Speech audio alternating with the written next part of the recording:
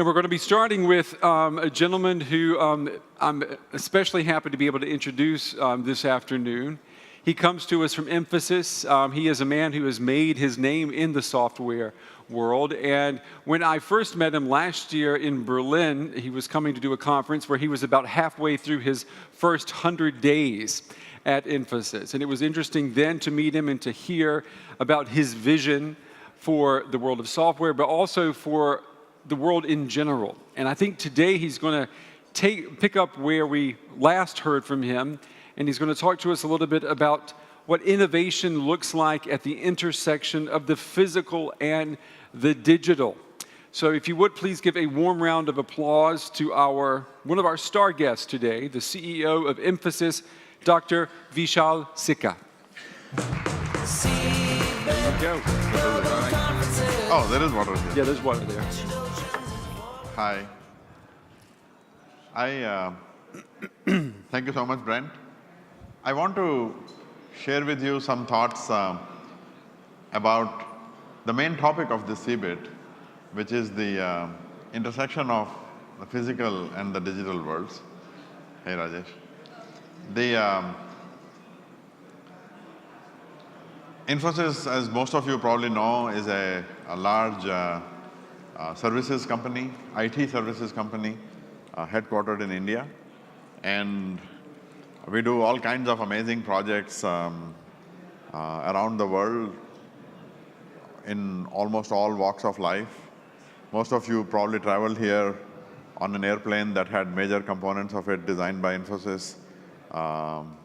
Many of the cars that we drive here in Germany have big parts that are designed by Infosys and so on. But today, I want to talk about something different, which is especially related to our topic here at CeBIT, which is the intersection of the physical and the digital world, and some innovations that I believe are possible at the intersection of the physical and the digital world.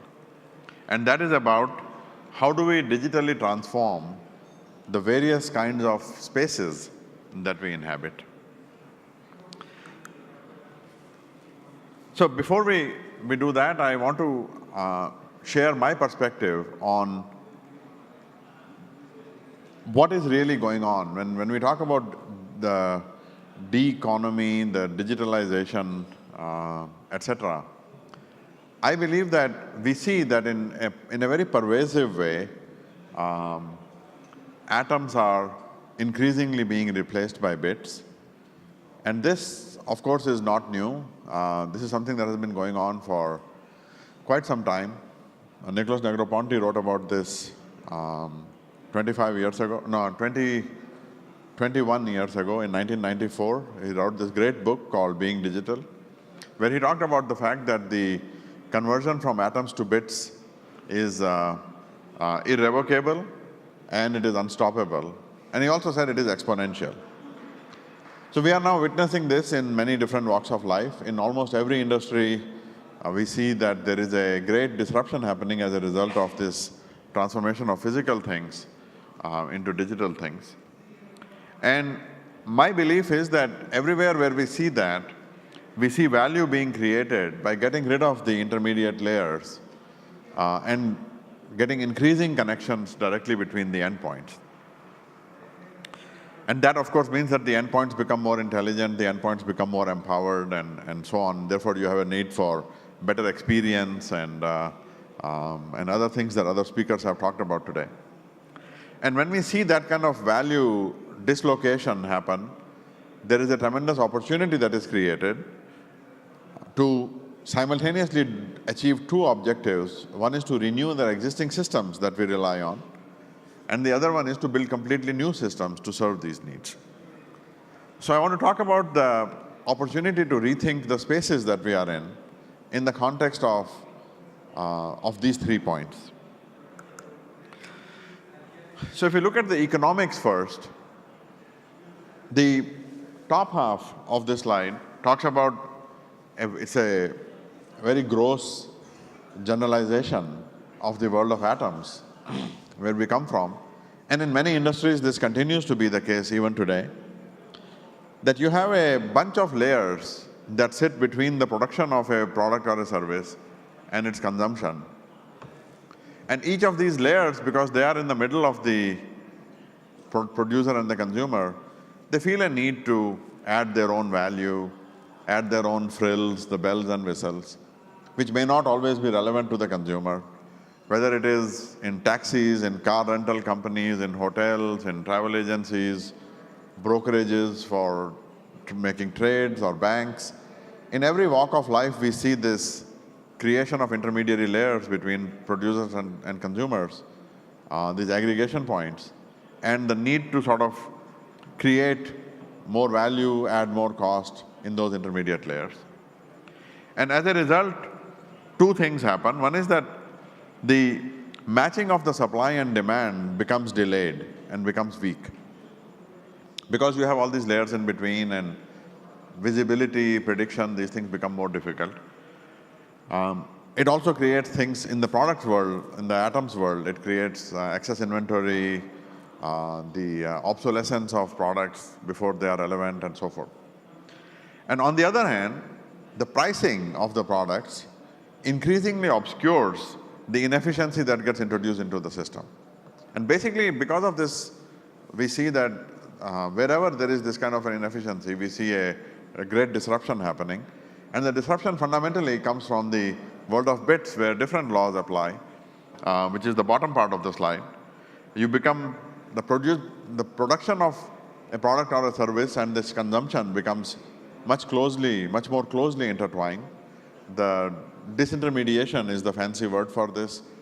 But it creates this effect that true value pricing as well as instant feedback are both available, so that creates a much more efficient system. And so the characteristics of this are disintermediation, a close matching of supply and demand, production of goods that are much closer to the point of consumption and much more just in time, as well as a pricing that is a function of the underlying cost.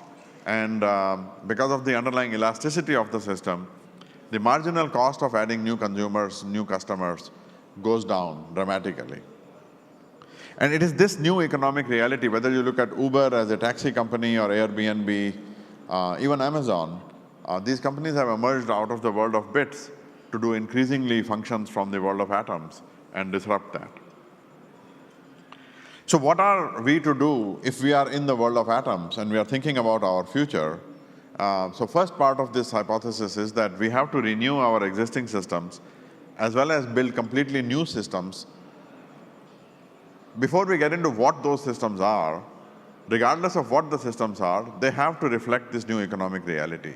They have to reflect the cost and performance, the economic models that are reflected by this. So that's the first part. In design thinking, we would say this is the viability. So if that was the viability, the feasibility of all of this comes from, basically from Moore's law. I've been the CEO of Infosys now for about 7.5 months, and I go to various forums, talk to other CEOs, and one of the things that I find shocking is Moore's law is now approximately 50 years old. It's almost 48 years. Actually, Moore wrote the paper the year that I was born, if I'm not mistaken. It was 1967. But the law itself that he had coined was in 1965. And it's more than 50 years now. It is still going on. Actually, if you look at the evolution of the hardware world, Moore's law is expected to continue at least for the next 9 to 10 years. As far as we can see, for the next 9 years or so, the current cost performance of Moore's law will continue. And yet I find that we still haven't fully comprehended this. Part of it is the fact that even though the world of digital technology is transforming and disrupting almost every industry, people in traditional industries have not bothered to understand what these principles are all about, and to their own disadvantage. But part of it is also the fact that the human brain is not particularly wired to think about exponential curves very effectively. So we cannot, for example, foresee that 5 years from now, the effect of doubling something in price performance every 2 years means that something in 5 years from now will be 10 times better in price performance. It's difficult for us to comprehend this kind of a non-linear curve. And so we can look back on Moore's law and admire what has happened, but we typically find it very difficult to look forward and look at what can happen. So on the left-hand side is, on the large side, the kinds of servers that are now possible to build. This is what is called rack-scale computing. Last week, there was the Open Compute Conference in San Jose, and this is a machine that we build for some of our clients for large-scale data, big data projects to do complex analytics. It's completely open compute, open source hardware. It runs open source software. This is a shockingly large system. The 42 units, for those of you who know about hardware, is a size of a regular rack in a data center. In this 42-unit rack, you can put 30 of these servers. What you see as the 2-unit boxes, that is on a half of a width 2-unit box, there are 2 Intel CPUs with 18 cores each, which means that in one of these racks, there are 1,080 CPU cores. And more than 20 terabytes of main memory. This is the fastest memory that we have. And several petabytes of storage in just one rack. And the whole rack costs less than $900,000. Basically, this is the kind of a system on which entire enterprises ran like 10 years ago. Massive companies could have run on this one machine. And this whole thing cost $900,000 or less, and takes 22 kilowatts an hour of energy, which is also not that expensive. On the other end of the spectrum is a very, very small computer that was built recently by the University of Michigan. This is the smallest computer that I could find that is possible to build today. And this is a millimeter, roughly a millimeter in size, 1 millimeter by 1.5 millimeter. Just for the sake of comparison, I have put a picture of the Tylenol pill that we take when we have a headache. And this is what is possible today. This is not just a sensor. This is actually an entire computer. It has a CPU in it. It has memory and so forth. So in business especially, and especially in traditional domains, we still don't fully understand that what is going on, that even today, even looking at the next 9 years, we will still continue to see doubling of price performance of these systems every 2 years. And a good rule of thumb to follow to deal with this is that you have to basically assume that computing is pretty close to free. You have to assume a massive pervasiveness, a ubiquity of computing as well as connectivity. I was discussing earlier today with Ms. Dorothy Baer. She's the Secretary for Information for Logistics and Communication Infrastructure. And she was telling me about the 50 megabits per second that Germany wants to have for all the citizens in the next 5 years. And I think that if you look at it from a technical perspective, you realize that there is a sense that this is overdoing it. But if you think about it from a technical perspective, my feeling is that this is probably actually not going to be enough. And you have to, when you think about a large-scale infrastructure like this, you have to think about excess capacity. Because when we think about excess capacity, we can realize the underlying principles much more. Because typically when we project out into the future, we don't consider exponential price performance improvements. So we have to assume ubiquity of computing and connectivity in our business decision making. So that is the feasibility. That is what makes all of this digital stuff possible. So, and with that, I believe that we have a great opportunity to rethink physical structures, to rethink every physical structure. With Industry 4.0, and Henning will join us a little bit later, Henning will talk about how with Industry 4.0 we can bring digitization to machines. We can think about digitization coming into basically everything. And here I have thought about one idea here, which is about the digitization of spaces that we are in, like this room that we are in. one thing I find quite extraordinary is that even today, despite all the digital transformation that has happened, our perception of digital is still something that is happening in a small screen that is in front of us. I don't have my phone. They kept my phone behind the scenes. But Shineway, you have the phone here.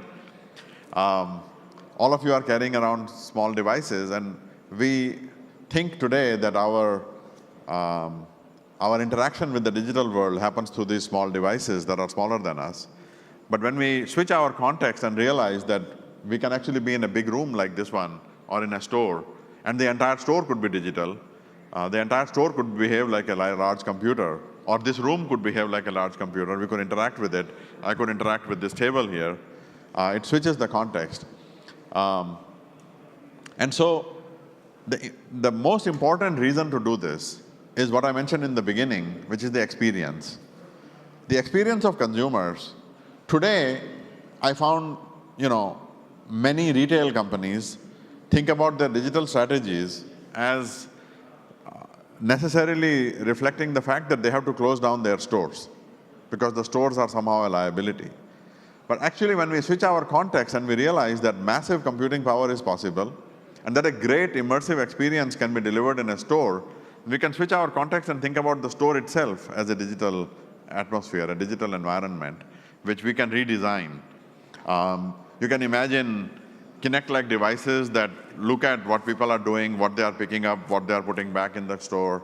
You can imagine the aisles where we pick up things. And today, when you pick up a can of Diet Pepsi or a shampoo, all the information that we see about the shampoo is what is printed on the shampoo. We don't, in an online store, you can have a much deeper conversation with the shampoo. You can find out its ingredients, reviews, compare the prices, compare the features and the capabilities, where it came from. But all this is also possible inside the physical store. We can just put screens next to the things that are sitting in the aisles, and we can have a conversation with the products that we are looking at. Or the shopping carts can be much more intelligent. The moment you put something in the cart, it is possible for the shopping cart to understand who you are and what you have put here. And then you actually don't even need a checkout line. So the entire experience of being inside a store can be redesigned with the digital. So the digital does not just have to be sitting in front of a computer screen or on a smartphone screen. It can actually be an interaction that you can have with the entire space around you. And this redesign of the physical space can be brought into bank branches.